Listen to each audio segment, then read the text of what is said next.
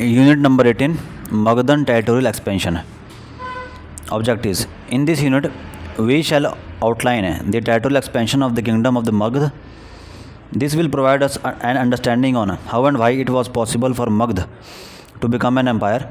After reading this unit, you should be able to identify the location of Magध and its environs and know its strategic importance. Learn about some of the sources that historians use for writing on this period. Have a brief idea of the political history of Magध during the 2 centuries preceding Mauryan rule. Understand the notion of empire in the context of early periods of history. Trace the chief events leading to the establishment of Mauryan rule. Learn about the early Mauryan kings Chandragupta and Bindusar and their expansionist activities. Explain the context of the accession and coronation of Ashoka Maurya and the importance of Kalinga War. And finally, identify the boundaries of the Magಧ Empire at the death of the Ashoka. Introduction. In this unit 14, you were introduced to the various Janpads and Mahajanpads that are known to us from primarily early Buddhist and Jain texts. The rise of these Janpads and Mahajanpads, which were situated mostly north of the Vindhyas, is dated around the second half of the first millennium BC. In this unit, we shall be discussing in detail the growth of one of these Mahajanpads, namely Magध. Magध has drawn the attention of historians for the last 200 years.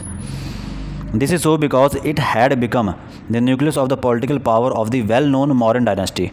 However, in this unit, we do not intend to highlight only the achievements of the Mauryan kings in expanding the territorial frontiers of Magध. We shall also discuss the notion of an empire in the pre-modern context at 2 levels.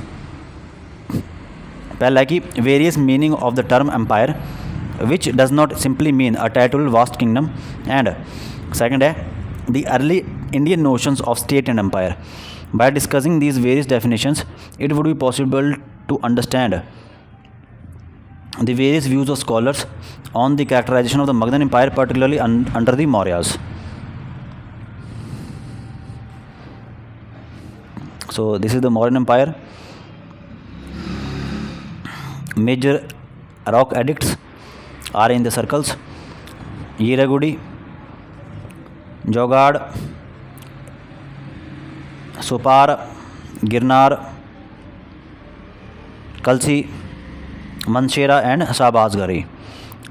Now, minor rock edicts and inscriptions are in triangles: Jatinda Rameshwar, Brahmagiri, Siddhapur, Palkigundu, Rajula Mandagiri, Maski, Gavimat, Rupnath, Gujjara, Babru, Barrett, Sahasram, Barabar, Sohagowda, Rumindi, Lauria Alaraj, Lauria Nandangad, Rampurva and Lampaka to the extreme northwest. Now the pillar edicts in square: Sarnath, Sanchi, Lauria Alaraj, Lauria Nandangad, Rampurva, Rumindi, Meerut, Topara. In this unit, we shall also take into account the political events throughout the period from the 5th to the 3rd century BC. The Magadhan kingdom began to grow during the 6th century BC itself. However, this process accelerated considerably under the Nandas and the Mauryas. The location of the Ashokan inscriptions indicate that a major part of the Indian subcontinent, excluding the eastern and southern extremities, had come under Magadhan suzerainty. However, after discussing the details of how this expansion took place, we shall introduce you to the view that the composition and texture of the Magadhan Empire in its various parts was so diverse that to be able to hold it together, direct political control was probably very difficult. This may perhaps explain why Ashoka endeavored to resolve the inherent social tensions in the empire through the introduction of his policy of Dhamma. Location of Magध. You have been generally introduced to the kingdom of Magध as one of the 16 Mahajanpads in unit 14 in block number 4. The Mahajanpads were located over a major part of the Ganga valley, with the few to the northwest and southwest of it. However, of the 4 most powerful kingdoms, 3, Kosal, the Vajja Confederacy and Magध, lay in the middle Ganga valley, and the 4th, Avanti, was in the western Malwa. The kingdoms that surrounded the Magध were Ang in the east, the Vajji confederacy to the north, to its immediate west the kingdom of Kasi, and further west the kingdom of Kosal. Magध can be identified with the modern districts of Patna, Gaya, Nalanda and parts of Shahabad in the present-day state of Bihar.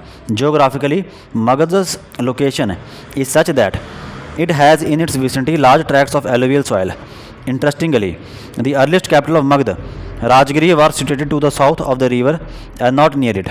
This is most plausibly explained from the point of view of its strategic location, and secondly, due to the fact that it lay in the vicinity of iron encrusted outcrops. It has also been suggested that its accessibility to copper as well as the forests of the present day southern Bihar region can effectively explain why early Magadhan kings did not choose to have their capital in the most fertile plains of the Ganges valley but in a comparatively isolated region. The capital of Magध did, however, shift to Patliputra, originally Patligram, situated on the confluence of several rivers like the Ganga, Gandak, Son and Punpun. Patliputra became the capital of Magध under the Mauryas. This enabled Magध to effectively command the Uttarpath northern route, which lay to the north of the river Ganges along the foothills of the Himalayas. The river also came to be used as one of the main arteries connecting Magध with different regions and making heavy transport along the river possible. Thus, Magध had certain natural advantages over other contemporaneous kingdoms, though some of which, like Avanti to its southwest, Kosal to its northwest, and the Vajji confederacy to its north, were equally powerful at the turn of the 6th century BC. Recent researches have suggested that accessibility to the iron mining areas in particular enabled kingdoms like Magध and Avanti to not only produce good weapons of warfare but also in other ways. It facilitated expansion of agrarian economy and thereby the generation of substantial surplus extracted by the state in the form of taxes. This in turn enabled them to expand and develop their territorial base. Avanti, it must be noted, became a serious competitor of Magध for quite some time and was also located not far from the iron mines in the eastern Madhya Pradesh. Note on sources. The events and traditions of the Middle Ganga Plains, where Magध was prominently located, are well preserved in the early Buddhist and Jain literature. Some of the texts of the Buddhist tradition are compiled as Tripitakas and Dijatakas. Those pertaining to the early Jain tradition are the Akaranga Sutra and Sutra Kritanga,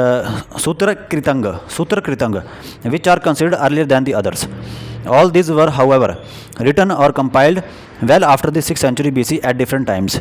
For particularly the early events of a political nature, Buddhist and Jain traditions represent them more authentically and directly than do the later Brahminical accounts of the various Puranas, which attempt to provide histories of royal dynasties to the period of the Guptas. Later Buddhist chronicles like the Mahavansha and Deepavansha compiled in Sri Lanka are significant sources for the events related particularly to Ashoka Maurya's reign.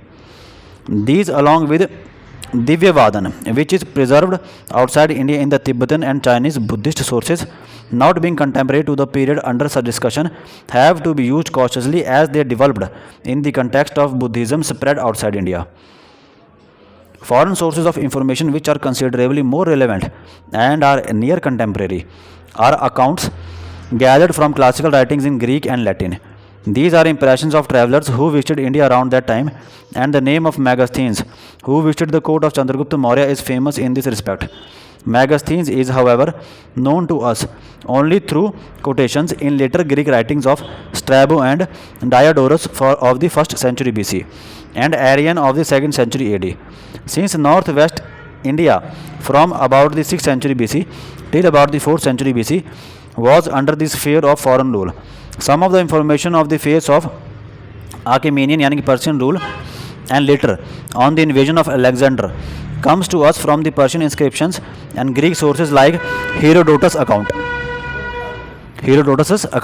Ever since its discovery in 1905, the Arthashastra of Kautilya has been considered an important source of information for the Mauryan period. Today, several new views on the date of the Arthashastra have emerged. some of which suggest that it should not be considered in totality a text written in the Mauryan period. Thus, it is suggested on the basis of a statistical method that some of the chapters of the Arthashastra should be dated to the first 2 centuries of the Christian era. However, many other scholars would like to use a major portion of this text for the Mauryan period. They suggest that the text was originally written by Kautilya, the minister of Chandragupta, and commented upon and added by other writers during a subsequent period. Both inscriptions and coins, as important sources of information for understanding the early history of India, become significant during the Mauryan period. The coins of this period, however, did not bear names of kings, and they are called punch-marked coins because different symbols are punched on them separately. Though this type of coin is known from roughly about the 5th century BC, the Mauryan punch-marked series are significant in that they were probably issued by a central authority, as is indicated by the uniformity of the symbols used. In contrast to the coins, the inscriptional material for particularly Ashoka Maurya's rule is extremely significant and unique in content. There are 14 major edicts, 7 minor rock edicts, 7 pillar edicts, and other inscriptions of Ashok located at prominent places near towns and trade routes in various parts of Indian subcontinent. They markedly stand out as a physical testimony to the length and breadth of the Magadhan Empire at the close of Ashoka's reign. Archaeology as a source of information has, in recent years, yielded considerable data on the material cultures of the Ganga Valley. The nature of this archaeological material has already been discussed in Unit 14 and 15, in Unit 15 of the block number 4. We know that the archaeological phase associated with the northern black polished ware was the period when cities and towns emerged, and during the Mauryan period, as archaeology suggests, there were further changes in the material life of the people. From archaeology, we also know that many elements of material culture started spreading to areas outside the Ganga Valley, and that they came to be associated with Mauryan rule.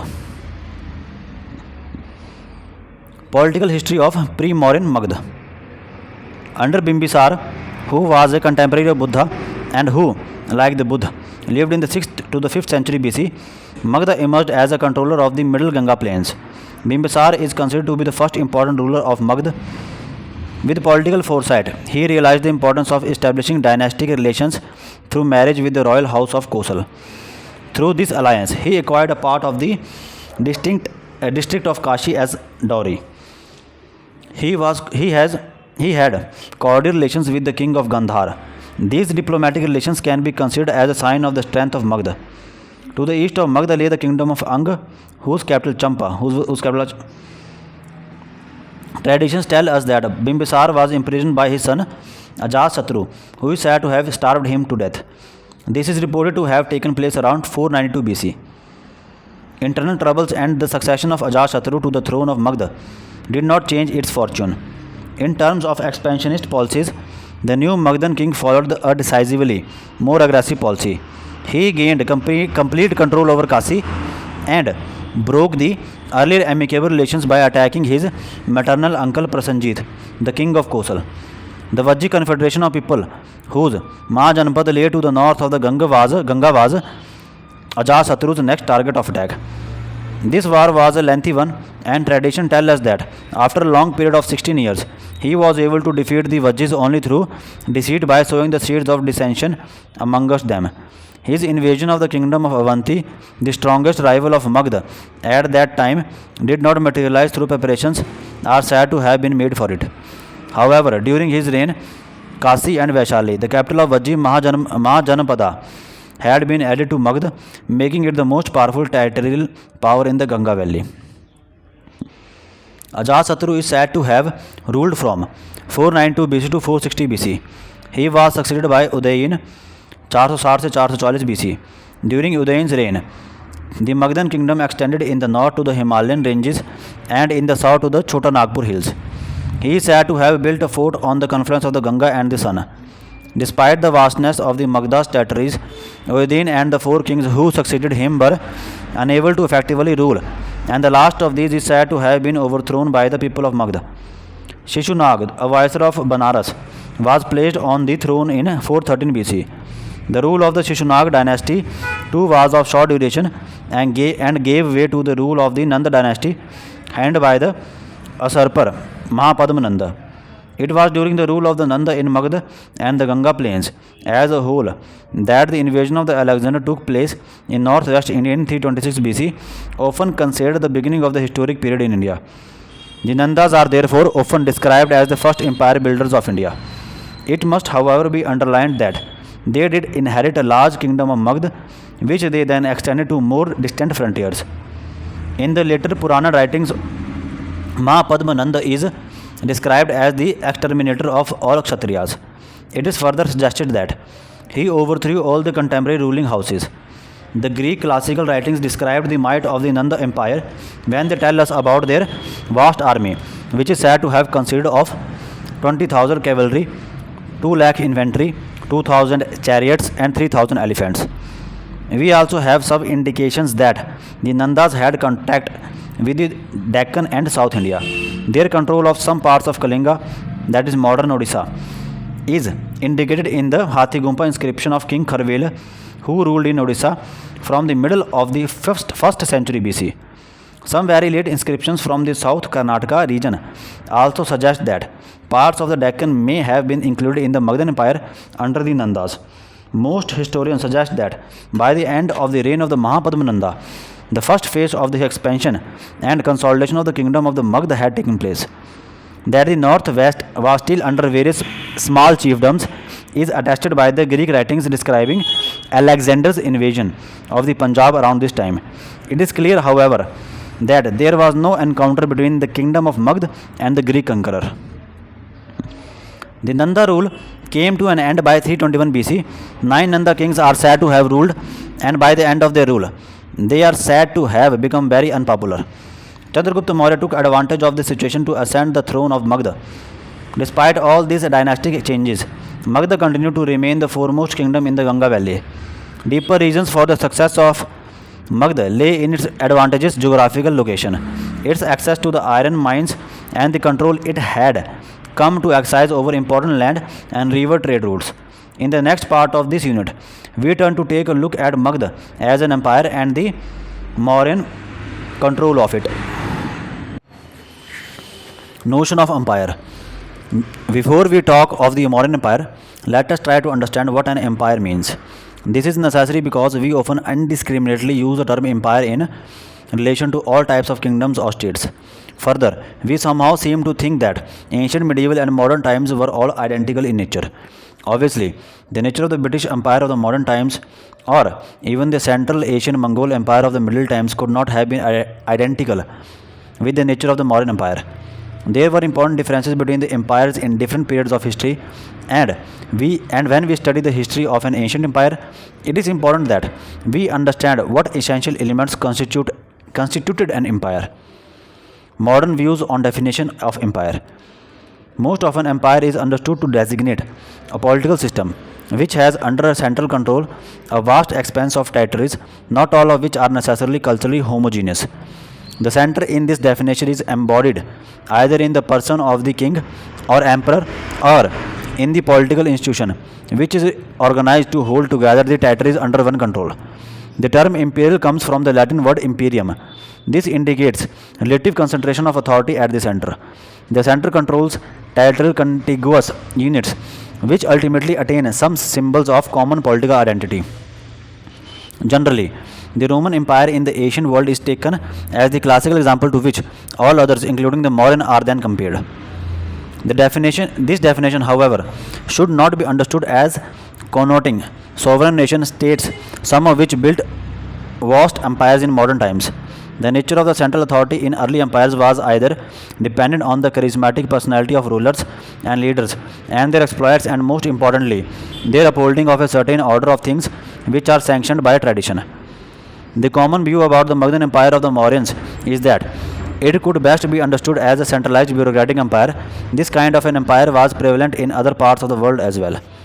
Centralized bureaucratic empires were usually established through the military and other exploits of individuals, generally in periods of turmoil, strife, and unrest of various kinds, and thus the establishment of their rule is considered to have brought about peace and order.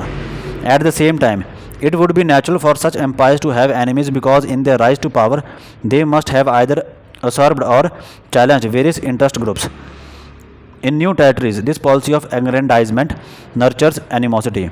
The rulers have therefore to make allies passive or active, to implement their aims through either matrimonial or diplomatic alliances.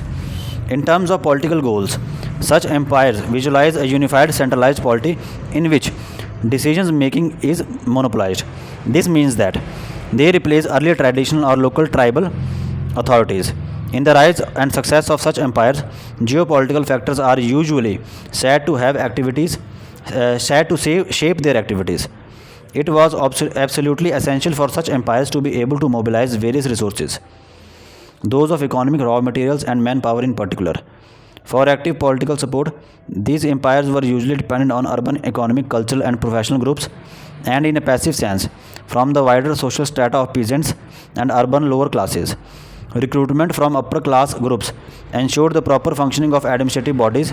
In the ultimate analysis, the administration thus evolved was expected to work for exploitative purposes. In other words, in the early empires, there was a high degree of inequality in society, permitting the privileged groups and the privileged regions to exploit the resources produced by others. Indian notion of Chakravarti Kshetra. In understanding the modern phase of the Magadhan Empire, or indeed any other empire of ancient India, it may be useful to know how an ideal empire was viewed in ancient literature. The idea of an emperor is expressed through the Sanskrit term Chakravarti and the sphere of his imperial rule by the term Chakravarti Kshetra. Though in early Brahmanic texts, kings performing sacrifices like Ashwamedh and Rajasuya are mentioned, it is only in the Arthashastra that a clear idea is given of what a Chakravarti Kshetra was. It is said to be the land which extended north to south from the Himalayas to the seas of the Indian Ocean and measured 1,000 yojanas. Yojan. There is no doubt that the Chakravarti ideal reflected conventional ideas about Indian rulers' sphere of influence, and in fact, it was an ideal never achieved, except perhaps by Ashok. On the other hand, this aspiration of universal conquest is constantly emphasized in exaggerated terms in both literary and epigraphical sources. Historians have often taken these reflections to indicate the actual achievement of large territorial conquests by kings and thus misreading the ideal for the actual achievements. The Arthashastra and several other texts also list the different limbs, that is angas, which together made a rashtra, that is state. Of the 7 limbs of the state mentioned in the Arthashastra, the king is made out to be the most powerful. The 7 elements, that is Sapt Anga, of the state in the general text on ancient Indian polity are stated to be ministers, that is Mantri, ally means Mitra, taxes means Kar, army means Sena, fort means Durg, land or territory means Desh, and to this, the Arth Shastra significantly adds an 8th element, the enemy, that is Shatru. Enemy को क्या बोलते हैं? शत्रु. In defining the king as the most powerful being in the state, Kautilya, the author of Arthashastra, also expects him to have exceptional qualities. You will read more about how the king organized the state and administered his empire in unit number 20. Some of these ideas about state and empire as defined above have led historians for some time to consider Magध under the Mauryas to have become a despotic state with the king controlling all regions of the empire through a centralized administration. This can now be questioned and we shall review some of these views below. One can, however, clearly say that the success of Magध marked the triumph of a monarchical form of political organization over other, such as Gana Sangh forms of political organization. Next है origin of Mauryan rule. It has been suggested by D.D. Kosambi that the most immediate and unexpected byproduct of Alexander's invasion of the northwest was that it hastened the Mauryan conquest of the whole country. He has argued that is, D.D. Kosambi has argued thus because Since the tribes of the Punjab had already been weakened, it was not difficult for the Magadhan army under Chandragupta to conquer the whole of the Punjab. Most of the Gangetic Valley was already under the control of Magध. According to classical sources, Chandragupta is supposed to have even met Alexander and advised him to attack Magध, which was under the unpopular rule of the Nandas. Though this is difficult to verify, both Indian and classical sources suggest that Alexander's retreat resulted in the creation of a vacuum, and therefore it was not difficult for Chandragupta to subdue the Greek garrisons left there. However, what is not clear is whether he did this after his accession to the throne of Magध or before it. Some scholars date his accession to 324 BC, while now it is generally accepted as 321 BC. According to Indian tradition, Chandragupta was assisted by the Brahmin Kautilya, also known as Chanakya or Vishnugupta, to rise to power. It is further suggested on the basis of a play of the 6th century AD, which in its description of the overthrow of the Nandas by Chandragupta hints that at his accession to the throne at 25 years of age, he was in fact a weak ruler, and the real ruler of the empire was Chanakya. The Arthashastra is attributed to Chanakya, who is said to have been well versed in not only the political principles of warfare and aggrandizement, but was also deeply knowledgeable about the organization of the state and society to ensure that the empire did not collapse. Though the early years of Chandragupta's reign are little known, most historians agree to assign either a low caste or a tribal origin to the Mauryan family. According to some accounts, Chandragupta was the son of the last Nanda king by a low-born woman called Mura. From her came the family name Maurya. The Buddhist tradition tells us that he was a member of the Maurya clan of Piplavina, and thus suggests that this dynasty was in a way linked to the tribe of the Shakyas to which the Buddha belonged. In this explanation, the family name Maurya is said to have been derived from the name of the tribe. This also indirectly implies that an old family of chiefs, they were in some sense Kshatriyas. The Puranas do not link the Nanda and Maurya dynasties, though they too describe the latter to be Shudras, that is, Nandas to be Shudras. The Brahminical perception about them is, however, based on its earlier idea of the Magadhan society, generally being unrighteous and of mixed caste origin.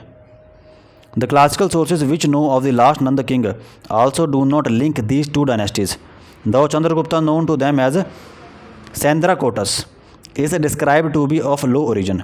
It is also suggested that the name ending Gupta in Chandragupta's name and the later episode of Ashok's marriage to the daughter of a merchant of Vidisha lend credence to the view that the Mauryas could have been of Vaishya origin. Though the caste affiliation of the Mauryas remain obscure, it is significant that the most important rulers of this dynasty turned to the heterodox sects later in their lives. On the other hand, there are several sources that point to the role of the Brahmin Kautilya as the advisor and the motivating force behind Chandragupta cannot be ignored. The Puranas even suggest that Chanakya had appointed Chandragupta as the king of the realm. One can perhaps suggest that the Mauryas rose to power in a society which was never very orthodox. In the northwest, there had been considerable contact with the foreigners, and Magध itself was looked down upon in orthodox Brahminical tradition. Besides, it was considerably exposed to the ideas of Buddha and Mahavira. It was thus amidst considerable turmoil, social and political, that Chandragupta was successful in ascending the throne of Magध. Many historians who understand the Mauryan state as an empire, primarily in terms of its territorial extent, attribute great importance to the role of Chandragupta Maurya played in ruthlessly stemming the tide of foreign interference in the northwest and suppressing indigenous rulers in West and South India. Source material on the exact nature of these military exploits is wanting, and therefore one has to construct these details on the basis of accounts which are available for his successor who inherited this empire. Both Indian and classical sources agree that Chandragupta overthrew the last of the Nanda kings and occupied his capital Patliputra, and this success is linked with the accession to the throne in around 321 BC. As mentioned earlier, the political rise of the Chandragupta was also linked with the invasion of Alexander in the northwest. The years 325 BC to 323 BC were crucial in the sense that many of the governors who were stationed in the northwest after Alexander's invasion were assassinated or had to retreat, and this enabled Chandragupta to gain control of this region rather quickly. Here, it needs to be stated that there is an uncertainty about whether Chandragupta routed the foreigners first or defeated the Nandas. In any case, both these tasks were completed by 321 BC and the state was set for further consolidation.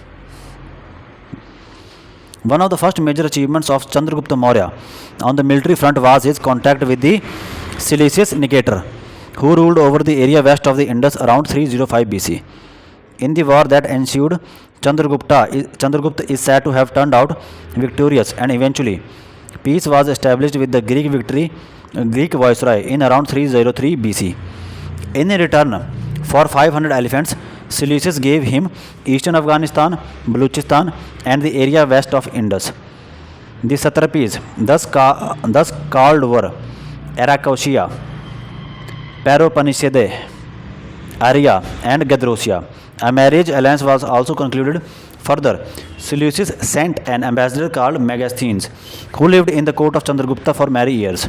This achievement meant that the territorial foundation of the Mauryan Empire had been firmly laid, with the Indus and Gangetic plains well under Chandragupta's control. It is suggested by a majority of scholars that Chandragupta ultimately established his control not only in the northwest and the Ganges plain but also in western India and the Deccan. The only parts left out of his empire were thus present-day Kerala, Tamil Nadu, and parts of northeast India. Details of the conquest in different parts of India are lacking. The Greek writers simply mention that Chandragupta Maurya overran the whole country with an army of 6 lakh. The conquest and subjugation of Saurashtra or Kathiawar in the extreme west is attested in the Junagadh rock inscription of Rudradaman. Junagadh rock inscription of the Rudradaman of the middle of the 2nd century AD. This record refers to Chandragupta's viceroy or governor, Pushyagupta by name, who is said to have constructed the famous Sudarshan Lake. This further implies that Chandragupta had under the control the Malwa region as well. With regard to his control over the Deccan too, we have late sources. There are some medieval epigraphs informing us that Chandragupta had protected parts of Karnataka.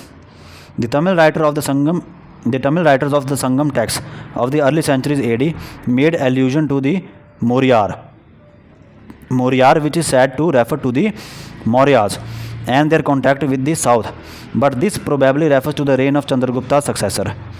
Finally, the Jain tradition informs us that Chandragupta, having become a Jain, abdicated the throne and went south with Bhadrabahu, the Jain saint, at Sravan Belgol, the Jain religious center in South Karnataka.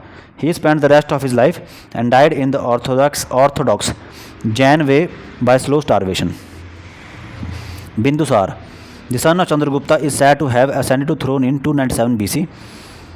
There is comparatively little known about him from either Indian or classical sources. To the latter, he is known as Amitrokshates. They also inform us that he had contacts with the Seleucid king of Syria, Antiochus I, whom he requested to send him sweet wine, dried figs, and sophists. In a very late source of the 16th century, in the work of the Buddhist monk Tarnath of Tibet, we are told of Bindusar's warlike activities. He is said to have destroyed kings and nobles of about 16 cities and reduced to submission all the territory between the eastern and western seas. The description of the early Tamil poets of the Mauryan chariots thundering across the land probably refer to his reign. Many scholars believe that since Ashok is credited to have conquered only Kalinga, the extension of the Mauryan Empire beyond the Tungabhadra must have been the work of his predecessors. It can therefore be suggested that it was probably in Bindusar's reign that the Mauryan control of the Deccan and the Mysore plateau in particular was firmly entrenched. Though Bindusar is called slayer of foes, his reign is not very well documented, and therefore the extent of the extent of his conquests can only be arrived at by looking at a map of the empire of Ashok, who conquered only Kalinga, that is Odisha. His religious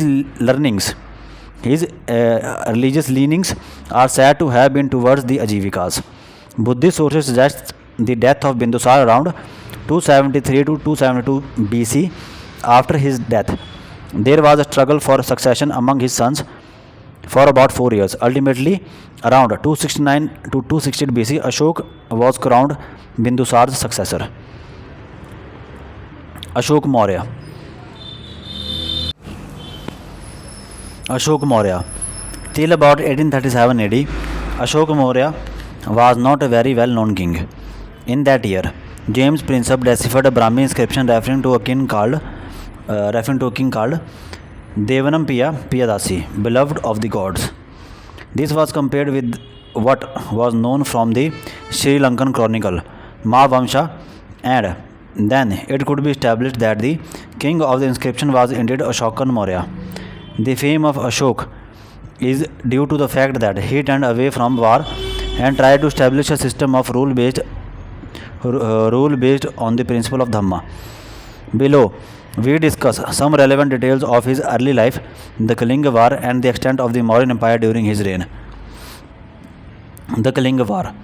During his father's reign, Ashok served as a viceroy of Ujjain and also at Takshila. It is suggested that he was sent to Takshila for a special purpose, namely to quell a revolt.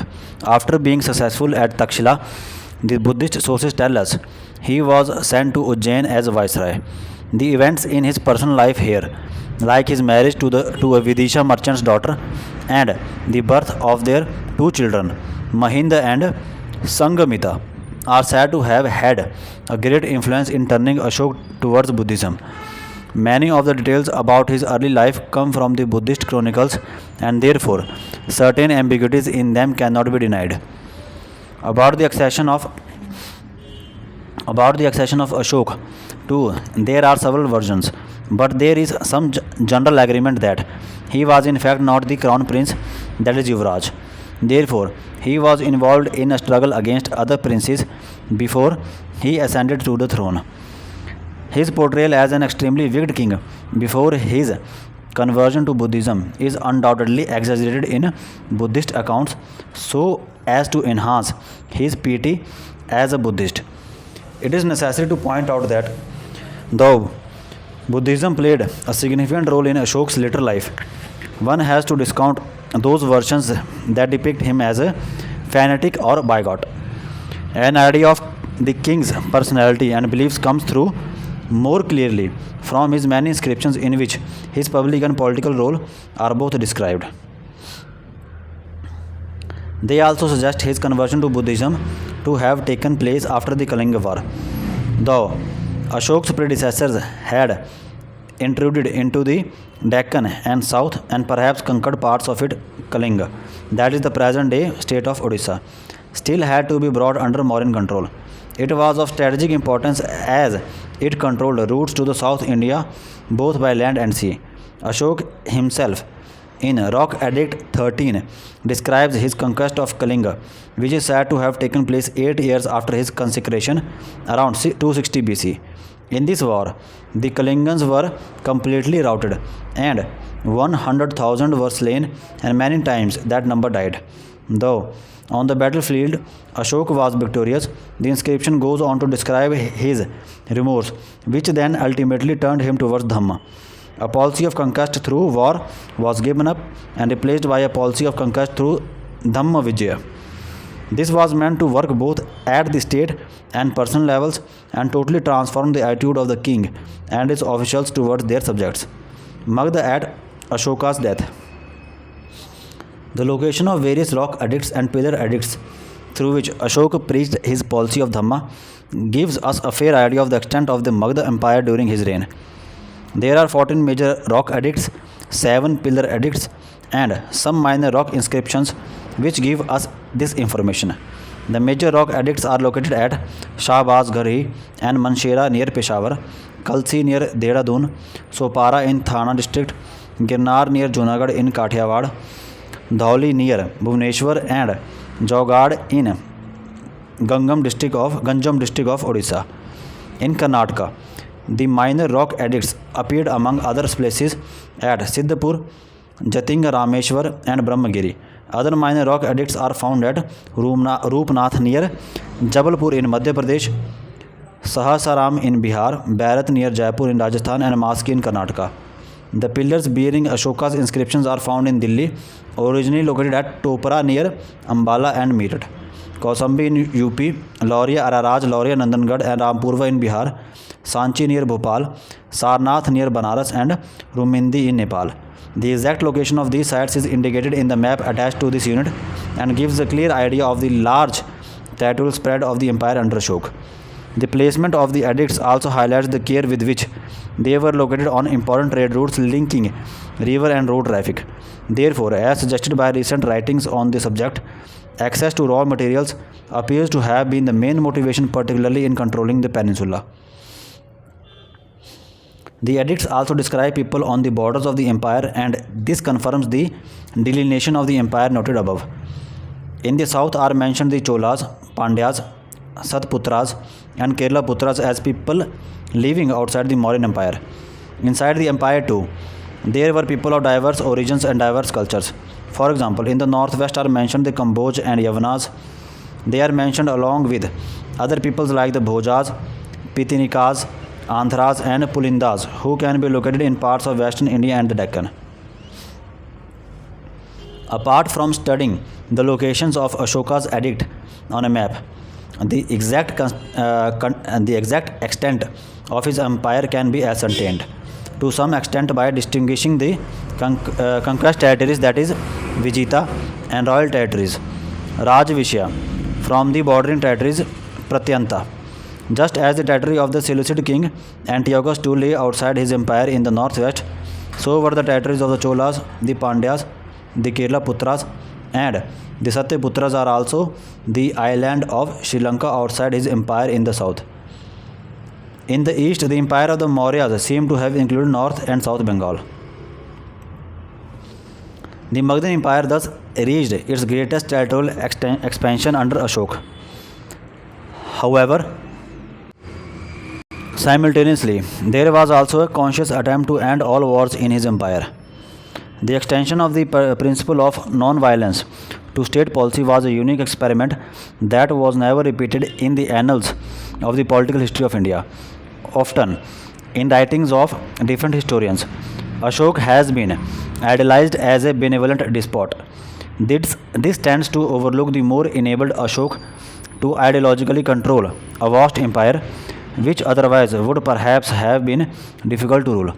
Finally, though the find spots of the Mauryan inscriptions are on well-known trade routes, some of them bordering peripheral zones of the empire, it still remains to be conclusively decided whether the regions where no evidence of inscriptions is found were controlled in the same way as those where they were found. Both the questions about the administrative control of the Mauryas and the policy of Dhamma shall be taken up for detailed study in units 20 and 21. So let us sum up. In this unit, we have attempted to introduce to you the way in which the first historical empire can be studied, and also the details on the rise and territorial expansion of the Magध. It is hoped that after going through this unit, you have been able to learn the importance of the strategic location of Magध and factors responsible for its rise. The sources that can be used for writing about the political history of Magध, in particular with Mauryan rule. The chief events in the early history of Magਧ before the rise of Mauryan rule. The explanation about the notion of empire in the context of early period of history. Details pertaining to the origins of the Mauryan family and their early history. The expansionist policies of Chandragupta Maurya and Bindusar.